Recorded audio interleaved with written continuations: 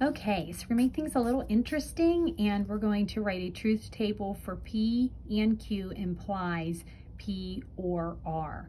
Now, number of rows will be 8 because you have 2 times 2 times 2 for outcomes for P, Q, and R. Columns, I have 6. Let's talk about where that came from.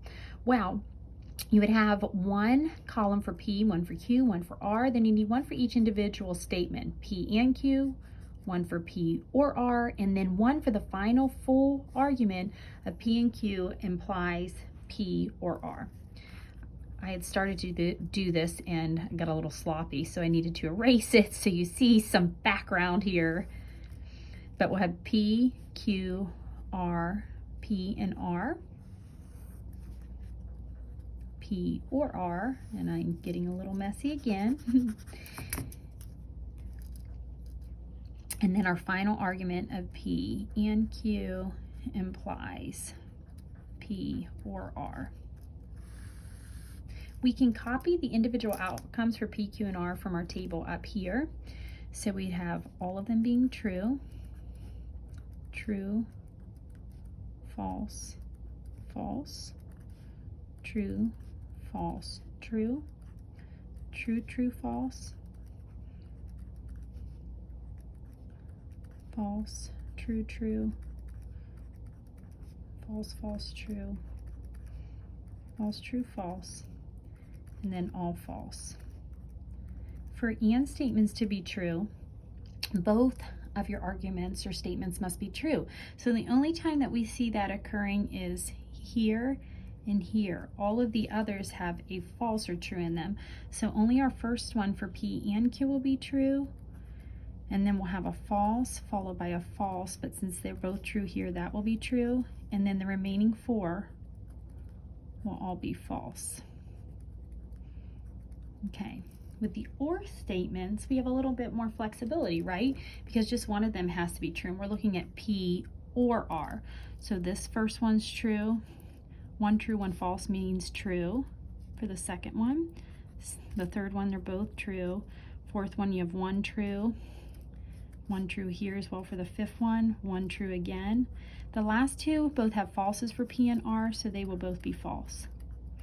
Now remember, this final argument is P and Q implies P or R. The only time that a conditional statement is false is if you have a true for the hypothesis and the conclusion is false. That's when you break your promise, when this occurs but this does not happen. Any other instance is considered true. So if they're both true, the overall conditional is true. If the first thing does not happen but the last thing follows, that's still fine. So that would be true. First thing does not happen, last thing follows, again, still fine. Both trues, that'll be true. The rest of these you see, they all have a false for P and Q and then different outcomes for P or R. It doesn't matter. There's no instance where this is happening and then the conclusion's not following. So all of these must also be true. So you have an instance where all of your arguments come out to be true. That's called a tautology, just for your information, but all 8 of those outcomes are true. We're going to pause this, or actually, I think we'll keep going. We'll start with De Morgan's laws. De Morgan's laws, I'm going to show you, they equate some different and or statements, and we're going to look at these by using some examples just to contextualize them a little bit. So we're going to let the symbol G equal people who like to play video games and the symbol S people who like to solve puzzles. Here's what De Morgan's laws say. They say if we put a not in front of the compound statement G or S, so what does that say in words? This not symbol would mean people who do not like to play video games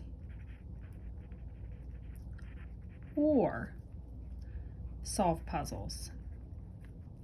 We're just translating like we would if we were translating from Spanish to English or French to English what these symbols mean in words. That little not symbol, instead of it just being people who like to play video games or people who like to solve puzzles. It's now people who do not like to play video games or solve puzzles.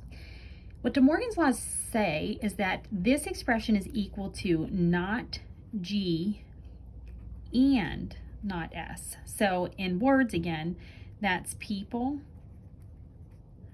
who do not like to play video games and do not like to solve puzzles. The most important thing is that you realize that when you distribute this not across those parentheses, it changes the coordinating conjunction. It goes from a disjunction to what we call conjunction. It goes from an or to an and. The same thing can be true if you put a not in front of a compound statement of G and S. When you distribute that, it becomes not G or not S. So in words, this is people who do not like to play video games and solve puzzles. This is the same as saying people who do not like to play video games or do not like to solve puzzles. Those are just some basic rules. What we're going to do in the next video is we're going to apply them.